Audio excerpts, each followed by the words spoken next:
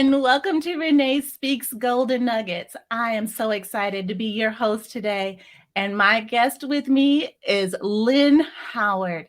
Lynn, thank you so much for joining us today and continuing our conversation from the Renee Speaks show. I know I gave a very high-level overview of you and who you are and what you do, but if you could just share with us here on the 100 TV network a little bit about you and your background, and start us out with the question, answer to the question, what does intentionally successful mean to you? That should get us started. Speaking my love language, setting intentions. Okay, so intentional success, what that means to me is actually thinking about the end goal, or essentially, and it doesn't have to be a point. It could be a feeling. It could be an accomplishment. It could be even something so personal as in breaking the poverty cycle out of your family, right? So it's really about digging deep and like understanding the purpose behind the actions in which that you're doing, with some kind of end goal of some sort in the front of you, right? So you can figure out your pathway. Just a bit of background about me. I have been in business for, feels like forever. I can't believe I graduated 30 years ago this year. I was like, when I was writing my other book last week, I was like, 30 years ago? Holy crap.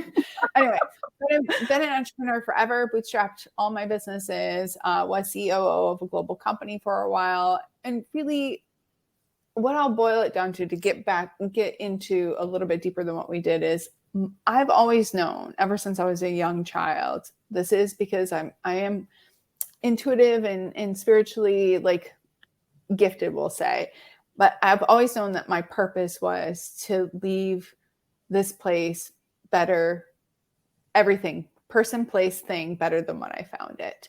Now, it's expanded upon that, but that's the simplified version that I heard really loud as a child in my head, outside of my head too, but in my head, like over and over again. Your purpose is to leave each place, person, thing better than you found it.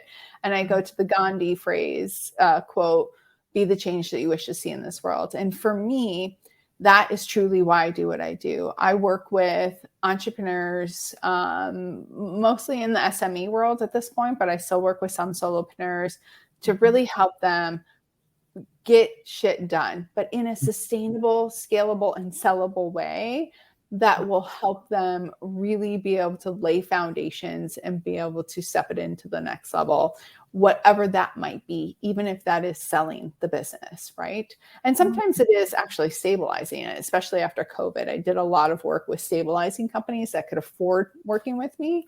Yeah, that's what I do. And I work with SMEs mostly, and sometimes it's in training format. Sometimes it's coming in and working with a small group of their people. Sometimes it's only working with their high-level leaders. But I work with the people who can actually create the change, who need that support in order to be able to like implement and create that change. So, wow. Well, that is awesome. And I know personally how invaluable your coaching and training truly is. And so grateful that you offer that service, not only to small business owners, but especially to executives and businesses who are trying to affect and impact the lives of the people that work within the organization. Because the growth of the company, whether it's your own personal company or a company that you work with, really truly is a testament of the leadership and how much they believe what they're saying. Absolutely. You know what I mean? And I would say this, and I know that a lot of leaders don't like to think of it this way, but it's not just about the employees in your company. It's about their families. It's about their communities. So we are the ripple effect in a lot of ways in our own lives. And when we can look at how we are the center point of that ripple effect and how we're creating change, support, whatever we need to, each ripple that comes after us, and it does expand, then it gives us the ability to be more intentional, because we see that what we do today is affecting more than just me. And it's also like not just my family, but all these other people's families, even our clients and customers' families. So I definitely, sometimes I don't know this, but I mean, I'm very, very open with it now. But in the beginning, I wasn't as open with my intuition and my spirituality side, because I do have great intuition and I hear things, see things, and have like a very sixth sense, a very strong sixth sense, we'll say. But also with my entrepreneurial like expertise from being, a bootstrapped entrepreneur, many businesses across 3 different continents for so long, like it just, that combination of both really helps me be able to like position a company or person with the company, really is more what it is, or the group, and help them make those changes that are in alignment with themselves, the culture of the company, and their core values, vision, mission, and the purpose, their KPIs, their goals. Right. Well, and that is so awesome. So what are some of the biggest challenges or trends that you see in the entrepreneurial landscape today? And how do you think entrepreneurs can adapt and thrive in this environment? Oh, that's a couple of things. So if I'm sticking with more entrepreneurs, like solopreneurs and smaller businesses, because there are some with the larger ones as well, I would say like speed of implementation. Things are changing so rapidly that we get distracted so easily on the next thing. And the thing is, and I just had this conversation with my co-author a couple weeks ago, because she's definitely one who's like, okay, let's do this and let's do this. And I am too. However, I was like, okay, we need to strip away everything and hyper focus on this, because even though we can, doesn't mean we need to. And when our audience can't keep up with our changes, and that's kind of us, because we work at a very high level. Like I literally wrote, and I think you might have saw this, but like I went away for 8 days and I wrote 32,000 words for my personal book. And this is like, I had to dig deep because it's like my memoirs. Wow. Crap got real. Anyway, but like, so we produce high level, right? So we do a lot of things. However, for entrepreneurs and stuff that are in today's, like things change so quickly. Like you need to hyper focus in on one thing and don't be distracted by all these other things. And also, and I was just having this conversation at dinner, is like this one woman who's really great at chat GTP, and like she's a social media like expert, and she's like, but I don't want to start my consultancy because I feel like I need more to learn. Yeah, of course, you're always going to have more to learn. However, all you need to be is one step in front of the perceived step in front of the individual that you're helping. And I know that might sound a little funky to some, but really like my zone of genius is very different than hers. Mine is not technology. Mine is the entrepreneur side, the action side. And so I feel like that also plays a role right now, is like, do the step, like do the work, but stay hyper focused in what you're doing, niche down, perfect that, and then move on. Don't get distracted by all these different things, and then make sure that you're taking that step. Don't be afraid to take that step. Don't be afraid to make that move and continue to make that move. I just heard on my girlfriend and I joke about it. My newsfeed is Instagram like stories. Same. I don't want to watch real news. But there's this one that is it's a reel or whatever. And I hear this guy and he says, if you spend 18 minutes a day, by the end of the year, you'll have 100 hours or something in this. Like if you spend 18 minutes a day on this particular task or like skill set or thing that you're wanting to learn, at the end of the year, you'll have like 100 hours. And you will be 90% better or more of an expert than anybody else in that particular craft, right? So if it's like learning the splits or whatever, like if you dedicate just a small amount of time every single day, it's that consistency that helps get you to that. But if you're so distracted by everything and like changing it up, and like one day you're this and the next day you're this and the next day you're serving this, you're not going to get that. You're not going to get that far. It's like you're start stopping. And the last thing I'm going to add, just because of this day and age, like do not get bamboozled and fooled by the get rich schemes. Like they're all over, like make $10,000, get your first $10,000 client in like 2 days. Yeah, that might happen for some, but it doesn't happen for the majority, and it's not sustainable because you're not typically putting in the foundational work that needs to be done in order to rinse and repeat, rinse and repeat, rinse and repeat. So just be aware of that. So I know that's a lot of little nuggets, but well, those are absolutely golden nuggets, every single one of them. So relatable. I love that the advice that you've given to keep up with the pace and not get distracted, and don't get bamboozled by the get rich quick schemes. Those are 3 golden nuggets that, had you not said the words, we would be, much less benefited by. You know what I mean? It's like we would be suffering because we hadn't heard you say those words. And just recently, I had a conversation with a guest, and we were talking about shiny object syndrome. And she was saying, but there's so much coming at you, and so many people are so well-intentioned, and they'll say, oh, do this, and oh, do that. You should do this and do that. And there's so many distractions that are coming, and especially with the internet, and every fraction of a second, there's another, video or a reel or something or a short that's trying to tell you to do this or do that. And this is what you need to do. But no, you have to have a vision, and everything in your purpose leads you to that vision, and everything that you do intentionally in support of your purpose, in support of the vision, all has to align, and all the other stuff can go on a board for you to do at some other time. Absolutely. And if you're having problems with this, and this is not a shameless plug, since I'm a consultant, it is not a shameless plug for me. Of course not. However, what I will say is, because I have multiple coaches and consultants and mentors all at once in different fields, depending on what I'm doing and kind of the season that I'm in at the moment, right?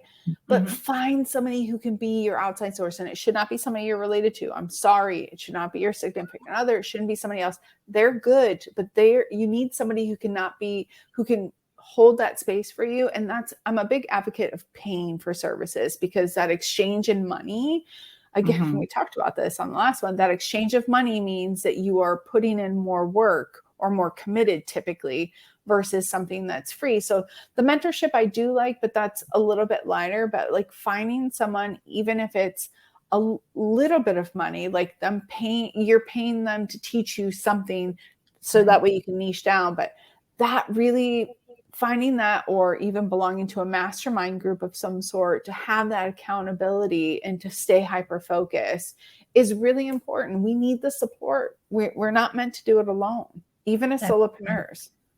That's right. That's right. And I love how you mentioned that. We are not meant to do this alone. We are not meant to build our businesses alone. We're not meant to do life alone. We are meant for community. So find somebody, find a network, find a group, find a mentor, find someone to be the iron that sharpens the other iron. You know what I mean? And encourage and support. Yeah. I mean, that's how we met, right? Through a network. Yeah, absolutely. The International Association of Women. I mean, that is one of the best organizations which that we both love. Yeah. Yes, we both absolutely love that organization. Tremendous networking, truly talented women, and gifted. Oh my goodness, just gifted in their crafts, every single one. So absolutely. I do want to add something, because speaking of the network, it reminded me of one other thing is like, don't just go through the motions, show up and actually put in the work. So we could have been on that call together. Like lots of people will join an organization and not participate. Like if you're going to join something, or you're going to be mentored or have a coach or join a network, actually show up, put in the work. That goes back to the intention thing. Like I'm a big manifester. Actually, my co-author and I joke about this a lot, because she is far on the other side, not so. And I love manifesting. However, I'm an action person too. I've put those steps in. I've walked that journey. Don't think things are going to just come to you. And I think that that's like a testament to, especially like us building a relationship and a friendship in me being here with you, is that we reached out to each other. Like we kept that ball rolling, even if a couple of months passed, right? And even when I was home back in Christmas, I know we wanted to try to meet up, but it just didn't quite work out with my crazy schedule. And you were traveling too. I was, yes, definitely.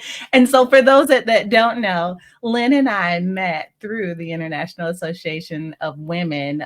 We were both invited to be on a platform to discuss what it takes to move your business to the $1 million mark. And it was truly just a fantastic experience. And I learned so much. And it was from that initial contact that I said, I've got to stay in touch. This woman is just so incredibly amazing. I want to be a part of her circle and do life together. And so and she lives in Bangkok. So I was like, okay, that's a bit of a challenge, but maybe, when she comes stateside, we can connect. Yeah. But yeah, it was truly. But like you said, we had to be intentional and we had to reach out, and you reached back. That's the thing. So I reached out and you reached back. Absolutely. So, yeah, it's a two-way street. And when you both put in the work, then you both can expect to benefit from the relationship, whether it be just accountability or just friendships, just knowing that there's someone out there who knows what you're going through and you're not by yourself. That's the key thing.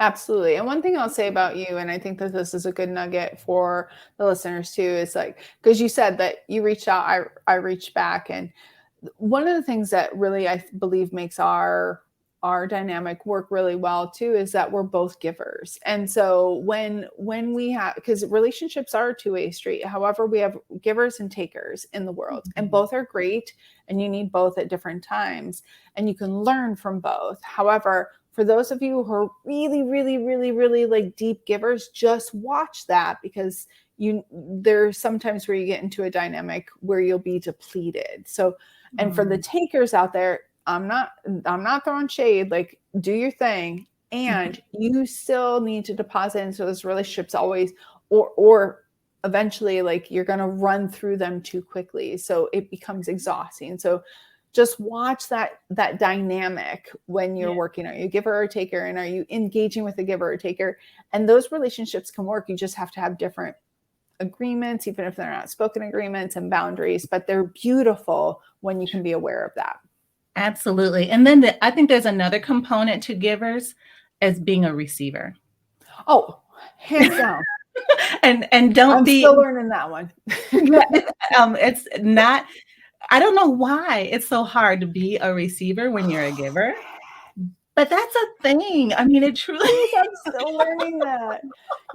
I got the best piece of advice a long time ago, and it has sat with me forever. I was always that person, like, I'm such a giver, and I am. And even though I'm very high D on the DISC assessment, which is typically not, they're not always givers. However, that's a whole other story. But somebody told me once, they're like, how it feels to give and give and give, like how it feels to buy somebody's lunch. Because I was the first one who would always pick up the check, or how it feels to like give someone that service, or give someone that, or give someone that. It feels so good. Who are you? So they asked me, who are you to rob somebody of that feeling? And I tell you what, that question in itself started my journey of being able to be a receiver. Because who am I to rob somebody else of that? And when I get into that mode where I don't necessarily, like, I don't receive, or don't receive well, like downplaying or deflecting, like compliments or whatnot, like I have to sit there and remind myself, who am I to not allow somebody to have that same feeling. Right. So don't be a robber. Don't be a robber. I love that. I love that. And that is definitely like a whole new mind shift, a whole new mind shift for those that are givers, who may be listening to this or watching this later. Don't be a robber. The same great feeling that you get giving and being of service and helping somebody else and easing their lightening their load and easing their pain or whatever. Give someone else the opportunity to do that too, or have those feelings. Give someone else the opportunity to have those feelings. Don't rob them of that. So we're not robbers. That's awesome. So Lynn, How do you approach coaching or consulting with clients who may have different backgrounds or experiences or perspectives than your own? Do it every day, especially living here.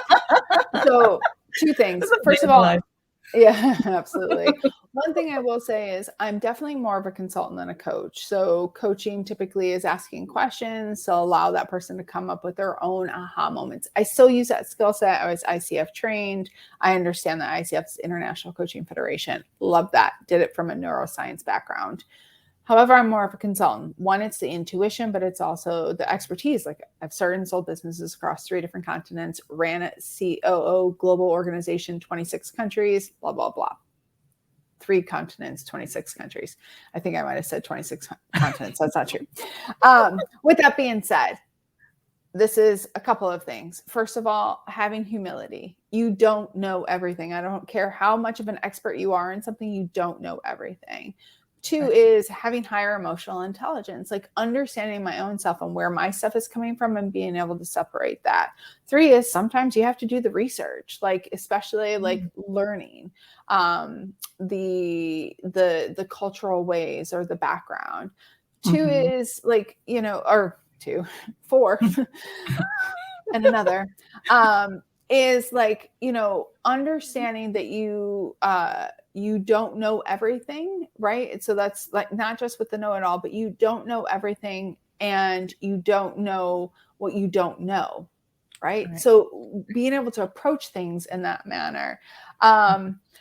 It's also too making sure you're attracting the right people, because regardless of the cultural differences, like having that ability to be able to still attract the right clients, even in that culture. And it's something that I actually struggle a little bit with here in Thailand. And I don't have too many Thai clients. And that's because I am very, I would say, forward with my thought and like, let's cut through the BS. Like, I'm not going to we don't need to do this. And so I realized that I can work with some companies who are more global in thought and more global in the way that they did things. Right. So, and what I mean by global is more of like their energy, their thought, the type of clients that they attract and different things, their mindset.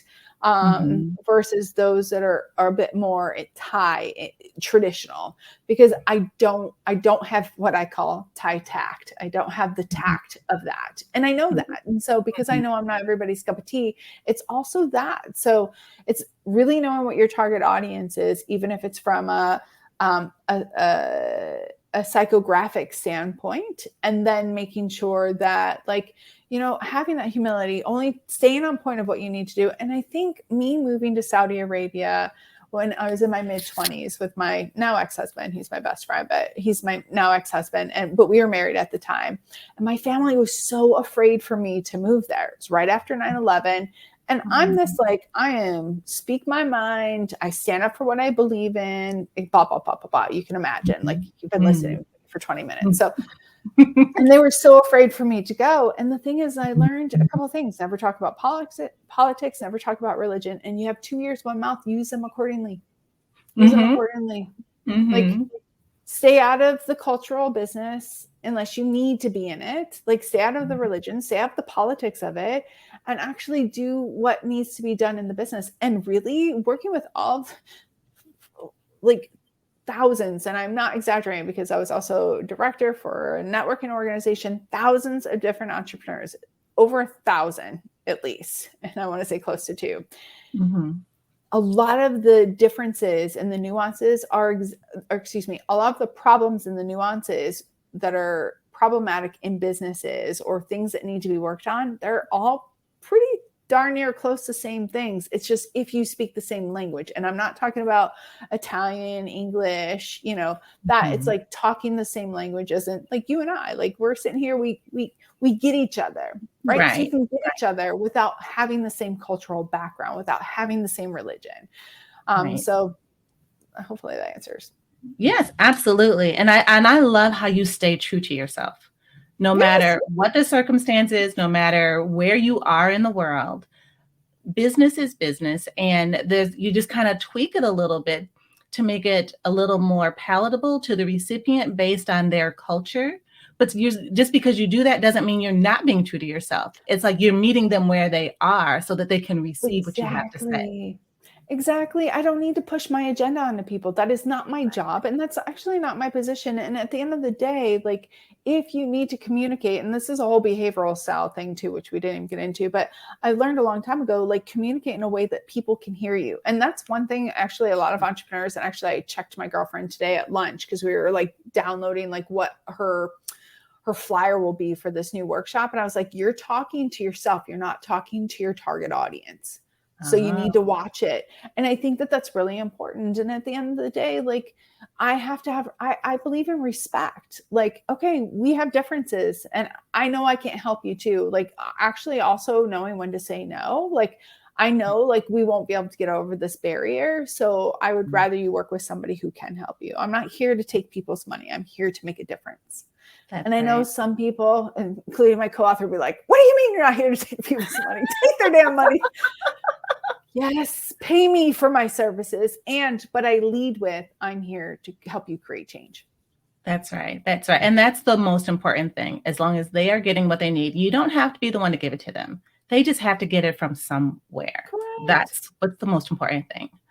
So that is fantastic. Well, we have just a few more minutes together before we're going to be finished with our coffee and donuts and our golden nuggets. What's in the future for you? How do we reach you if we want to stay connected, learn more about you and the books that you have written? I don't even know if we've mentioned it. The Pursuit of Badassery, the franchise series, and the Pursuit of Badassery in sales. How do we stay in touch and get to be a part of your world?